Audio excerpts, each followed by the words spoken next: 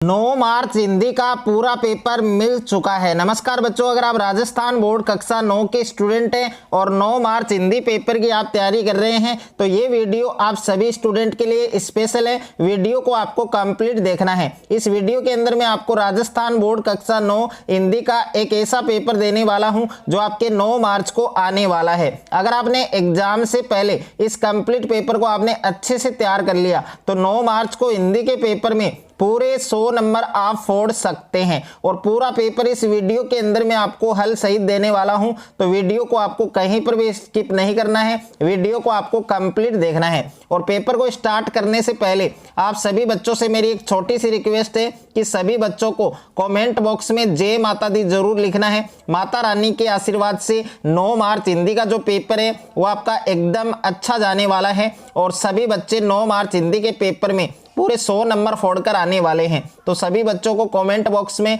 जय माता दी जरूर लिखना है और पूरा पेपर इस वीडियो के अंदर आपको विद सॉल्यूशन मिलने वाला है। तो सबसे पहले पेपर में आप देख सकते हैं यहाँ पर आपको अनुक्रमांक है, रोल नंबर है वो यहाँ पर आपको अंकों में लिखना है और यहाँ पर रोल नंबर आपको शब्दों में लिखना है। और पेपर में कुल प्रश्नों की जो संख्या है, पेपर में आपको कुल 23 प्रश्न आपको देखने को मिलेंगे और पेपर में कुल प्रश्न हैं, कुल पेज हैं वो आपके 4 हैं और जो समय है वो आपको 3 घंटे 15 मिनट मिलेंगे। तो 3 घंटे 15 मिनट में हिंदी का ये पूरा पेपर आपको हल करना है और 100 नंबर का ये पेपर आपके होने वाला है। अगर आपने एग्जाम से पहले इस कंप्लीट पेपर को आपने अच्छे से तैयार कर लिया तो आप 9 मार्च हिंदी के पेपर में पूरे 100 नंबर हैं वो आराम से फोड़ सकते हैं। पेपर में आपको यहाँ पर QR कोड दिया गया है और कक्षा 9वीं वार्षिक परीक्षा एनुअल एग्जामिनेशन 2026 का ये पेपर है, आपकी हिंदी का पेपर है और पेपर का कोड आप देख सकते हैं 901 जो आपके 9 मार्च को होने वाला है। अगर आपने एग्जाम से पहले इस पूरे पेपर को आपने अच्छे से तैयार कर लिया तो 9 मार्च हिंदी के पेपर में पूरे 100 नंबर आप आराम से फोड़ सकते हैं। तो सबसे पहले यहाँ पर आप देख सकते हैं सामान्य अनुदेश आपको दिए गए हैं कि परीक्षार्थी प्रश्न पत्र के पहले पृष्ठ पर अपना अनुक्रमांक अवश्य लिखें और प्रत्येक प्रश्न के सामने उसका अंक भार अंकित है। और यहाँ पर नोट आप पढ़ सकते हैं कि सभी प्रश्न करने अनिवार्य हैं। तो पेपर में सबसे पहले प्यारे बच्चों आपको खंड ए दिया गया है और खंड ए के अंदर आपको अपठित गद्यांश दे रखा है। प्रश्न संख्या 1 आप देख सकते हैं कि निम्नलिखित अपठित गद्यांश को ध्यानपूर्वक पढ़कर नीचे पूछे गए प्रश्नों के उत्तर लिखिए। और ये आप देख सकते हैं सबसे पहले इस गद्यांश को आपको ध्यानपूर्वक पढ़ना है और यहाँ पर आप देख सकते हैं कि श्रद्धा एक सामाजिक भाव है और इससे अपनी श्रद्धा के बदले में हम श्रद्धे से अपने लिए कोई बात नहीं चाहते। तो ये पूरा गद्यांश आपको पहले अच्छे से पढ़ना है और इस गद्यांश में आप देख सकते हैं पहला प्रश्न आपको पूछा गया है कि श्रद्धा की सामाजिक विशेषता क्या है। तो ए ऑप्शन में दे रखा है कि श्रद्धे से सब श्रद्धा भाव रखें और ब ऑप्शन में दे रखा है श्रद्धे से सब प्रेम भाव रखें और ग ऑप्शन में दे रखा है कि श्रद्धे से सब क्रोध भाव रखें और यहाँ पर घ ऑप्शन में दे रखा है श्रद्धे से सब स्नेह भाव रखें। तो पहला जो प्रश्न है इसका सही उत्तर क्या होगा, आपके क ऑप्शन करेक्ट होगा, यानी श्रद्धे से सब श्रद्धा भाव रखें। उसके बाद में दूसरा प्रश्न आपको दे रखा है यहाँ पर कि श्रद्धालु अपने भाव में किसको शामिल करना चाहते हैं। तो ए ऑप्शन में दे रखा है क ऑप्शन में दे रखा है स्वयं को और ख ऑप्शन में दूसरों को और यहाँ पर ग ऑप्शन में दे रखा है परिजनों को और घ ऑप्शन में दे रखा है संसार को। तो इस क्वेश्चन का करेक्ट आंसर आपके ऑप्शन नंबर ख होगा, दूसरों को। उसके बाद में देखिए तीसरा प्रश्न आपको दे रखा है कि प्रिय पर लोभवश अनन्य अधिकार चाहते हैं। तो क ऑप्शन में भक्ति में और ख ऑप्शन में श्रद्धा में और ग ऑप्शन में प्रेम में और घ ऑप्शन में है उपयुक्त सभी। तो तीसरा जो प्रश्न है इसका करेक्ट आंसर आपके ऑप्शन नंबर ग होगा, प्रेम में। उसके बाद में देखिए 4 नंबर प्रश्न है कि समाज के प्रतिनिधि रूप में प्रकट की जाती है। तो क ऑप्शन में भक्ति और ख ऑप्शन में नीति और ग ऑप्शन में श्रद्धा और घ ऑप्शन में प्रेम। तो 4 नंबर प्रश्न है, इसका सही उत्तर आपके ग ऑप्शन होगा श्रद्धा। उसके बाद में देखिए 5वां प्रश्न है कि श्रद्धा उत्पन्न होती है। तो क ऑप्शन में क्रमों के शुभ प्रभाव में और ख ऑप्शन है क्रमों के प्रतिकार रूप में और ग ऑप्शन है कर्मों के उपकार रूप में और घ ऑप्शन है ख और ग दोनों रूपों में। तो 5वां जो प्रश्न है इसका सही उत्तर आपके क ऑप्शन सही होगा, क्रमों के शुभ प्रभाव में। उसके बाद में नेक्स्ट है आपके प्रश्न संख्या 6 आपको दे रखा है कि श्रद्धा और प्रेम में किसका अधिक महत्व है। तो क ऑप्शन में श्रद्धा का और ख ऑप्शन में प्रेम का और घ ऑप्शन में दोनों का और घ ऑप्शन में किसी का नहीं। तो छठा जो प्रश्न है इसका सही उत्तर आपके क ऑप्शन होगा श्रद्धा का। उसके बाद में देखिए अगला प्रश्न है आपके प्रश्न संख्या 7 है कि उपयुक्त गद्यांश का उचित शीर्षक है। तो क ऑप्शन में श्रद्धा और प्रेम और ख ऑप्शन में श्रद्धा का महत्व है और घ ऑप्शन में सदाचार और श्रद्धा और घ ऑप्शन में प्रेम का महत्व है। तो 7वां जो प्रश्न है इसका सही उत्तर आपके क ऑप्शन होगा श्रद्धा और प्रेम। उसके बाद में देखिए 8वां प्रश्न है आपके कि प्रतिनिधि शब्द में समास है। तो क ऑप्शन में अवयवी भाव समास और ख ऑप्शन में तत्पुरुष समास और घ ऑप्शन में क्रमधारय समास और घ ऑप्शन में द्विगु समास। तो इस प्रश्न का सही उत्तर प्यारे बच्चों आपके क ऑप्शन करेक्ट होगा, अवयवी भाव समास। उसके बाद में देखिए दूसरा प्रश्न आपको पूछा गया है यहाँ पर कि निम्नलिखित काव्यांश को पढ़कर नीचे दिए गए प्रश्नों के उत्तर लिखिए। यानी घेर घेर घोर गगन धराधर ओ और ललित ललित काले और घुंघराले बाल कल्पना के से पाले। तो प्यारे बच्चों इस काव्यांश को पहले आपको ध्यान पूर्वक पढ़ना है और इस काव्यांश में आपको जितने भी प्रश्न पूछे गए हैं इन सभी प्रश्नों के उत्तर आपको गद्यांश में मिलेंगे। तो गद्यांश को इस काव्यांश को आपको ध्यान पूर्वक पढ़ना है। तो इसमें पहला प्रश्न है कि कवि बादल से क्या करने के लिए कहता है। तो क ऑप्शन में वर्षा नहीं करने के लिए और ख ऑप्शन में यहाँ से जाने के लिए और घ ऑप्शन में घनघोर गर्जना के लिए और घ ऑप्शन में छाया करने के लिए। तो देखिए पहला जो प्रश्न है इसका सही उत्तर प्यारे बच्चों आपके घ ऑप्शन होगा घनघोर गर्जना के लिए। उसके बाद में देखिए दूसरा प्रश्न आपको दे रखा है कि निदाद शब्द से क्या तात्पर्य है। तो निदाद शब्द है उससे आपका क्या अभिप्राय है। तो क ऑप्शन में जलना और ख ऑप्शन में ग्रीष्म ऋतु और घ ऑप्शन में बादल और घ ऑप्शन में दाग रहित। तो दूसरा जो प्रश्न है इसका सही उत्तर आपके ख ऑप्शन होगा ग्रीष्म ऋतु। उसके बाद में देखिए तीसरा प्रश्न आपको पूछा गया है कि धरा किस कारण तप्त बताई गई है। तो क ऑप्शन में बादल की गर्जना से और ख ऑप्शन में अत्यधिक गर्मी और लू से और घ ऑप्शन में ज्वालाग्नि के कारण और घ ऑप्शन में इनमें से कोई नहीं। तो तीसरा जो प्रश्न है इसका सही उत्तर आपके ख ऑप्शन होगा करेक्ट कि अत्यधिक गर्मी और लू से। उसके बाद में देखिए 4 नंबर प्रश्न है कि कवितांश में बादल की उपमा किससे दी गई है। तो क ऑप्शन में कवि से और ख ऑप्शन में अज्ञात दिशा से और घ ऑप्शन में नूतन कविता से और घ ऑप्शन में बाल कल्पना से। तो देखिए 4 नंबर जो प्रश्न है इसका सही उत्तर प्यारे बच्चों आपके घ ऑप्शन करेक्ट होगा बाल कल्पना से। उसके बाद में देखिए अगला प्रश्न है आपके 5वां प्रश्न दे रखा है कि निम्न में से बादल शब्द का पर्यायवाची नहीं है। तो क ऑप्शन में मेघ और ख ऑप्शन में जलद और घ ऑप्शन में गन और यहाँ पर घ ऑप्शन में है पय।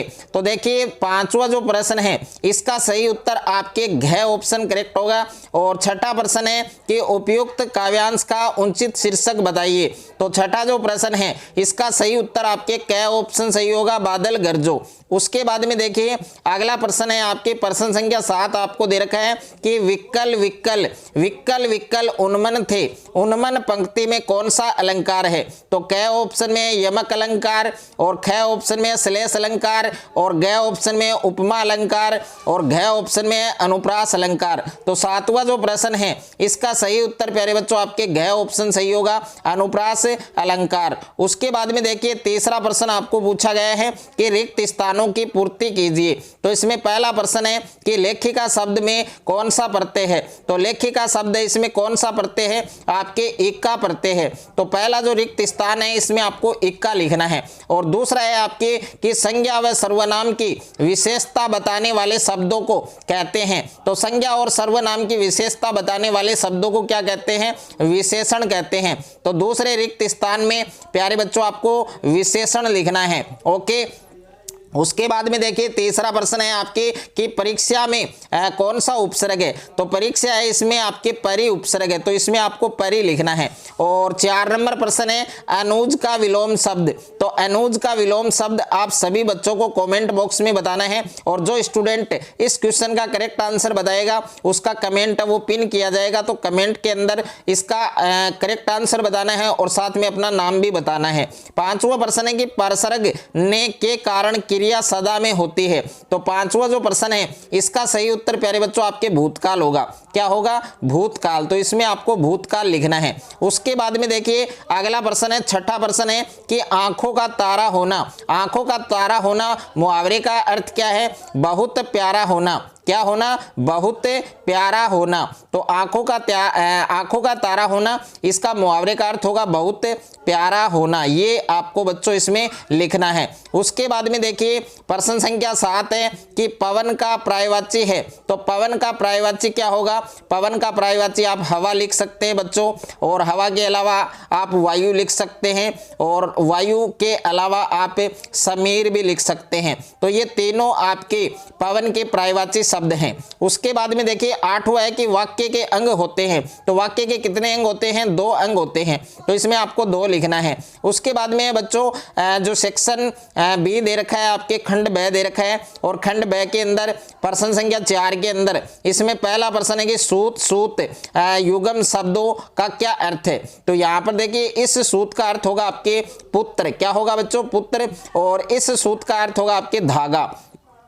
उसके बाद में देखिए दूसरा प्रश्न आपको पूछा गया है कि परसर्ग किसे कहते हैं, और तीसरा प्रश्न है स्त्री दर्पण क्या है, और 4 नंबर प्रश्न है तहमीना कौन थी, और 5वां प्रश्न है तिब्बत में बनने वाली चाय की विशेषता क्या है, और 6ठा प्रश्न है कवि ने वर्तमान की भयानक पंक्ति किसे बताया है, और 7वां प्रश्न है मेघ किस रूप में गांव में आए थे।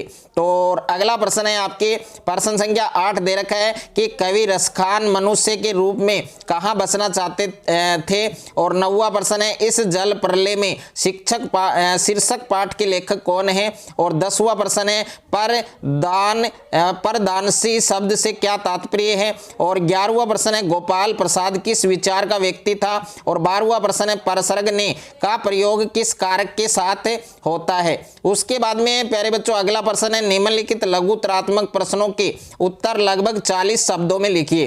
5वां प्रश्न है मुट्ठी गर्म करना। मुट्ठी गर्म करना मुहावरे का अर्थ स्पष्ट करते हुए वाक्य में प्रयोग कीजिए। 6ठा प्रश्न है वाक्य किसे कहते हैं, रचना के आधार पर वाक्य के प्रकार लिखिए। 7वां प्रश्न है लेखक ने उपभोक्ता संस्कृति को हमारे समाज के लिए चुनौती क्यों कहा है। 8वां प्रश्न है लेखिका उर्दू फारसी क्यों नहीं सीख पाई। 9वां प्रश्न है कहानी में बेलों के माध्यम से कौन कौन से नीति विषय के मूल्य उभर कर आए हैं। 10वां प्रश्न है मौको कहाँ ढूंढे बंदे पद में कबीर ने क्या संदेश दिया है। 11वां प्रश्न है बच्चों का काम पर जाना धरती के एक बड़े हादसे के समान क्यों है। 12वां प्रश्न है रीढ़ की हड्डी शीर्षक की जो सार्थकता है वो प्यारे बच्चों आपको स्पष्ट करनी है। और प्रश्न संख्या 13 है कि बाढ़ पीड़ित क्षेत्र में कौन कौन सी बीमारियों फैलने की आशंका है वो रहती है, वो आपको लिखनी है। उसके बाद में खंड 6 है आपकी प्रश्न संख्या 14 है, निम्नलिखित पठित गद्यांश का ध्यानपूर्वक पढ़कर पूछे गए प्रश्नों के उत्तर अपनी उत्तर पुस्तिका में लिखिए। तो प्यारे बच्चों, ये आपको पठित गद्यांश दे रखा है और इस गद्यांश को पहले आपको ध्यानपूर्वक पढ़ना है। उसके बाद में इसमें जितने भी प्रश्न आपको पूछे गए हैं प्रत्येक प्रश्न का उत्तर आपको देना है। तो यहाँ पर पहला प्रश्न है कि महादेवी ने सुभद्रा से झूठ क्यों बोला, और दूसरा प्रश्न है आपके कौस्थ वेट क्या है, और तीसरा है कौस्थ वेट की क्या विशेषता थी।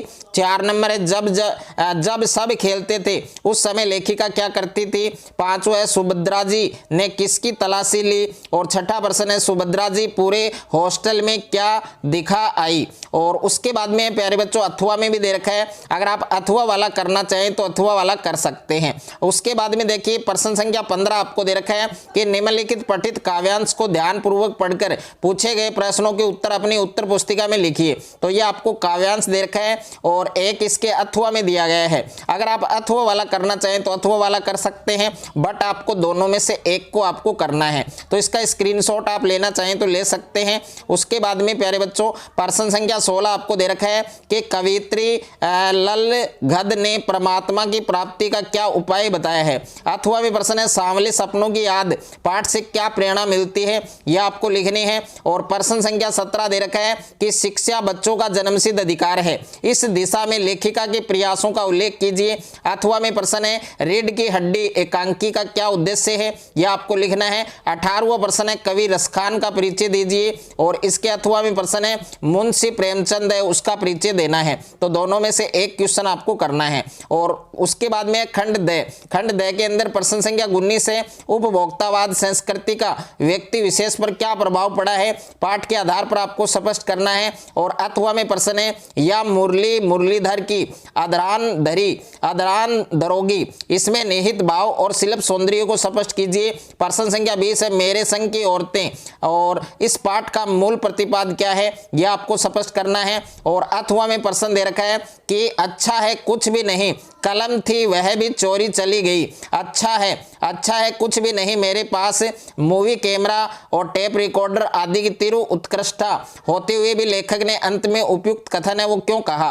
उसके बाद में प्रश्न संख्या 21 है कि निम्नलिखित विषयों में से किसी एक विषय पर आपको 300 शब्दों में निबंध वो लिखना है। इसमें पहला है चुनाव का एक दृश्य, और दूसरा है प्यारे बच्चों मेरे आदर्श शिक्षक के, और तीसरा है स्वच्छ भारत अभियान, और 4 नंबर है मेरे सपनों का भारत। तो इन 4 में से एक निबंध है वो आपको अच्छे से लिखना है।